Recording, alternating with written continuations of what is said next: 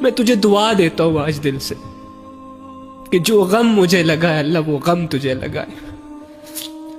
تو نے آج تک کیا ہی غم دیکھے ہوں گے. اگر تو باپ ہے تو اولاد بچھڑ گئی ہوگی، اس کا غم سہا ہوگا تم نے. اگر تو ایک بیوی ہے تو شوہر کی بے وفائی کا غم،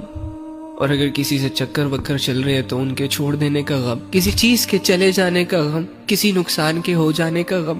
کسی اپنے کو کھو دینے کا غم. لیکن میں بتاؤں، جس دن تمہیں یہ فیل ہونا شروع ہو گیا نا کہ تم اپنے گناہوں سے، اپنی نافرمانیوں سے اللہ کو کھو رہے ہو، جس دن تمہیں اپنی زندگی سے اللہ جاتا ہوا فیل ہوا نا، اس دن تم رہ نہیں پاؤ گے. یہ غم تم نہیں برداشت کر پاؤ گے، اور پھر اس غم کو دور کرنے کی شکایت تم اپنے رب سے کرو گے. مجھے بہت حیرت ہوتی ہے آج اللہ کے سامنے لوگوں کو گر گڑاتے ہوئے، روتے ہوئے، اپنی زندگیاں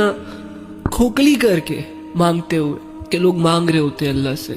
شدت سے مانگ رہے ہوتے ہیں، شدت سے دعائیں کر رہے ہوتے ہیں. کسی کو رشتے چاہیے ہوتے ہیں، کسی کو دولت چاہیے ہوتی ہے، کسی کو عزت چاہیے ہوتی ہے، کسی کو کوئی بندہ چاہیے ہوتا ہے. لیکن اللہ کرے تیری لائف میں وہ دن آئے کہ جب تو اللہ کے سامنے جائے تو تیرے پاس کچھ نہ ہو مانگنے کا، تجھے ہر چیز بے معنی لگے، بس تیری زبان پہ صرف ایک ہی دعا ہو کہ یا رب، جب تو کہتا ہے کہ تو میرا پیدا کرنے والا، جب تو کہتا ہے کہ خالق بھی تو ہے، رازق بھی تو ہے، حفیظ بھی تو ہے، حفاظت بھی تو نے کرنی ہے،